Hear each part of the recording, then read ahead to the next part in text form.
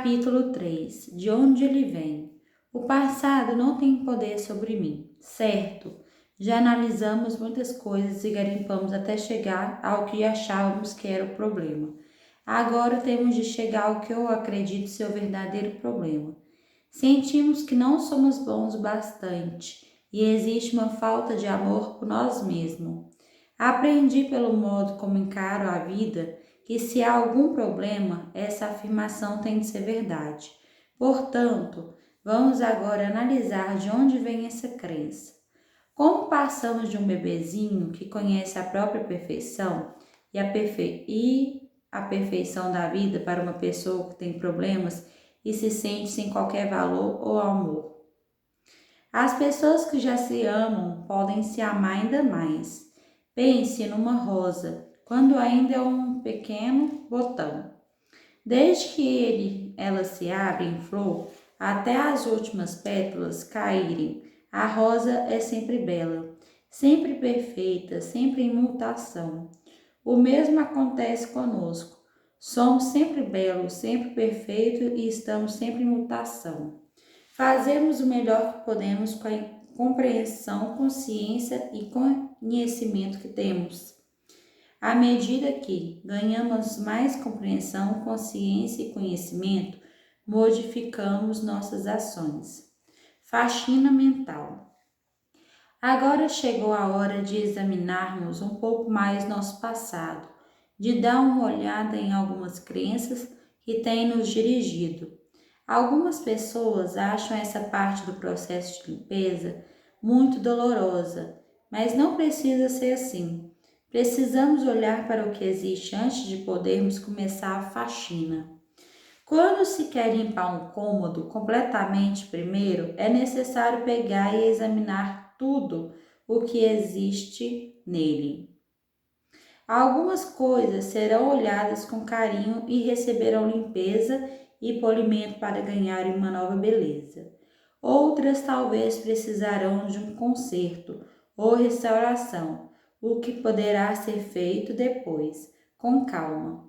Outras coisas jamais servirão para nada e deverão ser jogadas fora. Jornais e revistas velhos, pratos descartáveis sujos, podem ser postos na lata de lixo sem hesitação. Não é necessário ficar com raiva para se fazer uma boa faxina. O mesmo acontece quando estamos limpando nossa casa mental. Não é preciso sentir raiva só porque algumas das crenças guardadas nela estão prontas para serem atiradas fora. Livre-se delas com a mesma facilidade com que jogaria restos de comida na lata do lixo depois de uma refeição. Você por acaso cataria no lixo de ontem para fazer o jantar de hoje? Você cata no velho lixo mental para criar as experiências de amanhã. Se um pensamento ou crença não lhe é mais útil, livre-se dele. Não existe nenhuma lei que diga que só porque você um dia acreditou em alguma coisa, é obrigado a acreditar nela para sempre. Assim, vamos dar uma olhada em algumas dessas crenças limitativas e descobrir sua origem. Crença limitativa: não sou bom o bastante. Origem: um pai que repetidamente lhe dizia que era burro. Ele falou que queria ser um sucesso para o pai, poder se orgulhar dele, porém estava assolado pela culpa, que criava ressentimento e tudo o que conseguia produzir era um fracasso após o outro. O pai continuava financiando negócios para ele, porém um a um eles fracassavam.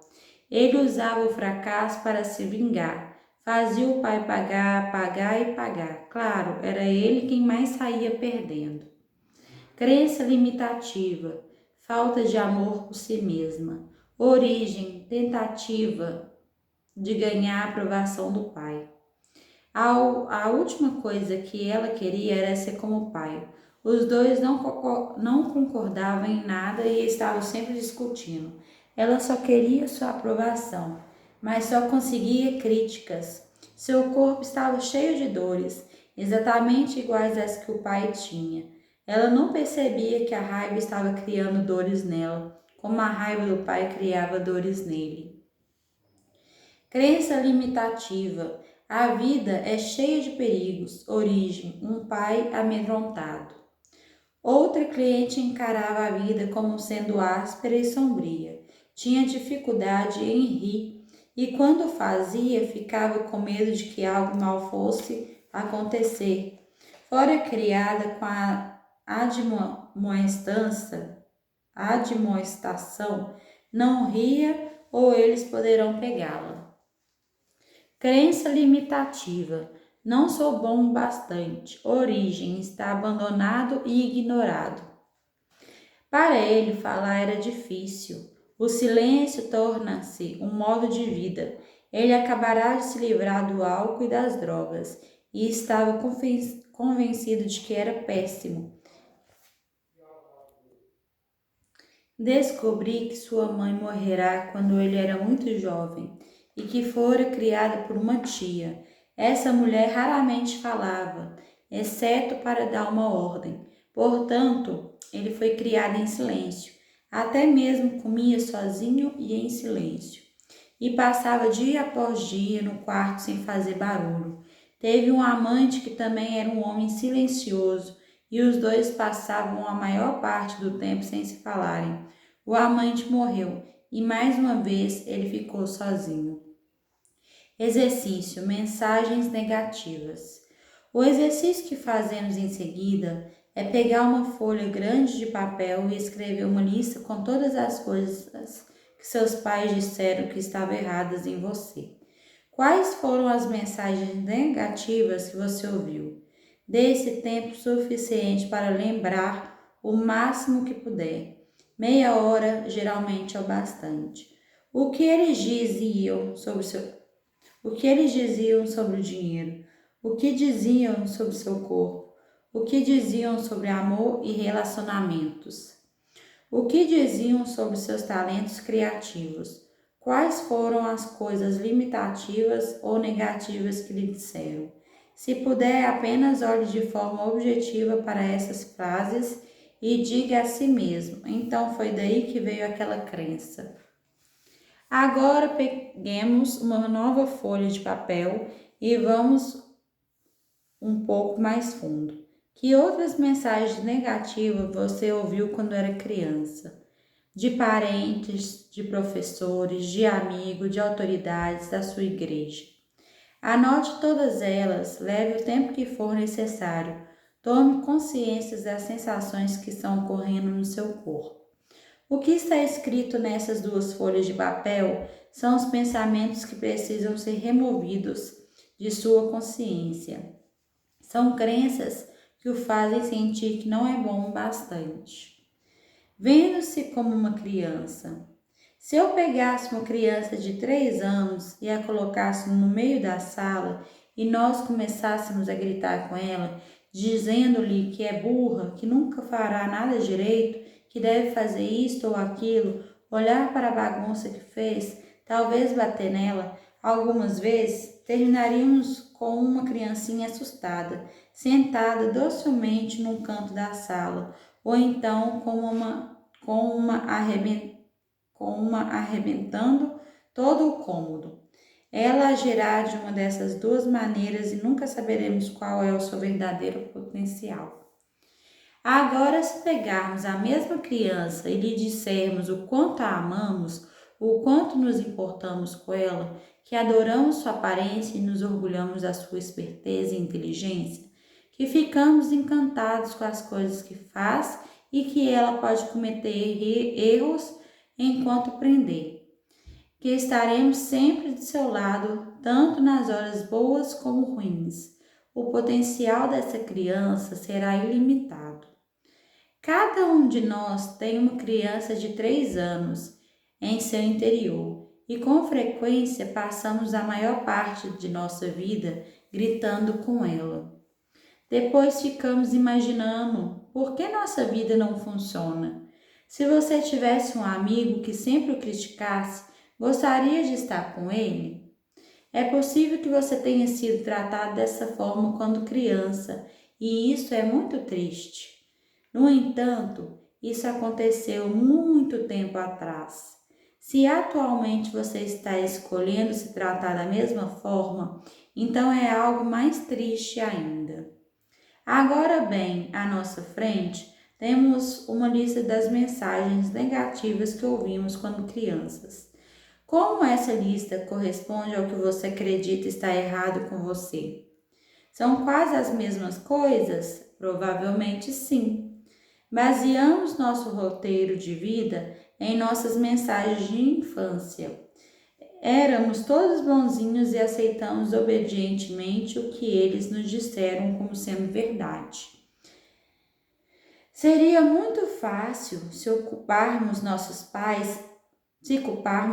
pais e sermos vítimas pelo resto da vida. Mas isso não teria graça nenhuma e com toda certeza não nos tiraria da crença em que nos encontramos agora. Culpando a família. A culpa é um dos modos mais garantidos de se permanecer dentro de um problema. Quando culpamos alguém, estamos abrindo mão de nosso poder. A compreensão nos permite elevarmos-nos acima da questão e assumirmos o controle de nosso futuro. O passado não pode ser mudado, o futuro é moldado pelo pensamento atual. É imperativo para nossa liberdade entender que nossos pais estavam fazendo o máximo que podiam com a compreensão, consciência e sabedoria que tinham. Sempre que culpamos alguém, não estamos assumindo a responsabilidade por nós mesmos. Aquelas pessoas que nos fizeram todas aquelas coisas horríveis estavam tão assustadas e amedrontadas como você está agora. Sentiam a mesma impotência que você sente agora. As únicas coisas que podiam ensinar eram as que tinha aprendido.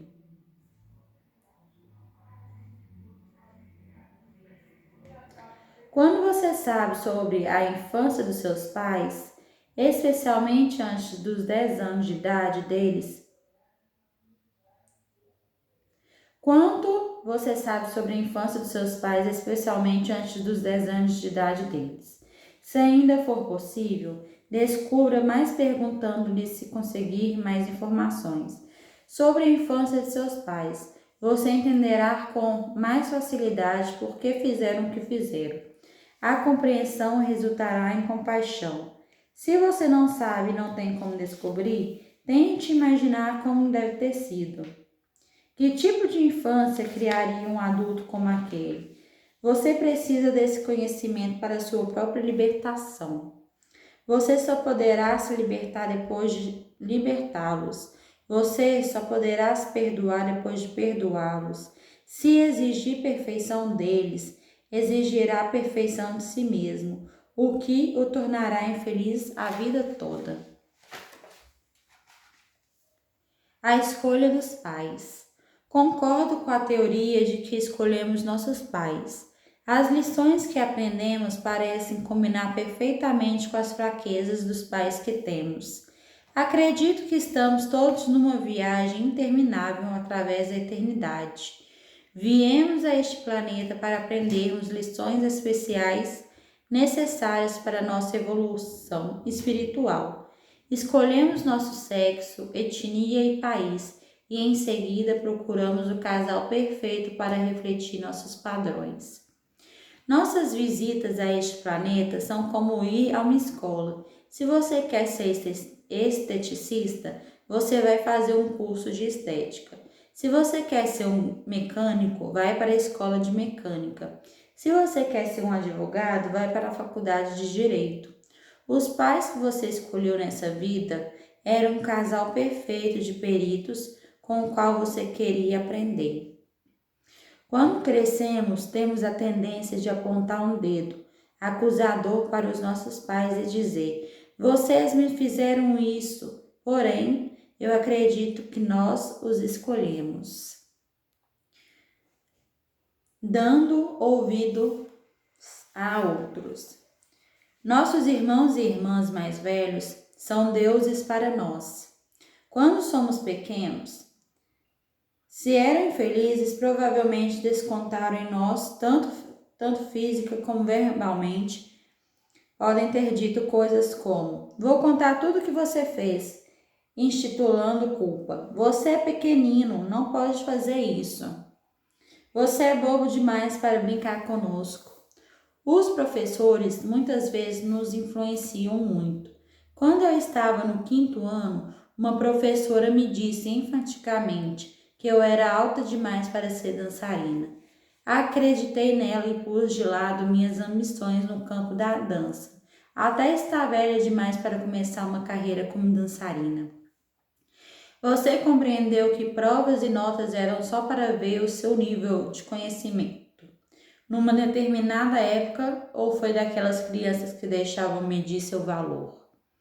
Nossos primeiros amigos compartilharam sua falta de informação sobre a vida conosco. Nossos coleguinhas podem caçoar de nós e deixar mágoas perenes. Quando eu era criança, sofri muito porque meu sobrenome é Lune e os meninos me chamavam de lunática. Os vizinhos também exercem influência, não só por causa do que dizem, mas porque também nos perguntamos o que os vizinhos vão pensar. Pense bem nas autoridades que tiveram influência na sua infância. E, naturalmente, existem as declarações fortes e muito persuasivas dos anúncios na imprensa e televisão. Um excesso de produtos é vendido por nós, fazerem sentir que serem indignos ou errados se não usarmos. Um excesso de produtos é vendido por nós, fazerem sentir que seremos indignos ou errados de não usarmos. Todos estamos aqui para transcendermos nossas limitações iniciais, seja quais tenham sido. Estamos aqui para reconhecer nossa própria magnificência e divinidade. Não importa o que eles nos tenham dito, você tem suas crenças negativas para superar e eu tenho minhas crenças negativas para superar. Na infinidade da vida onde estou, tudo é perfeito, pleno e completo.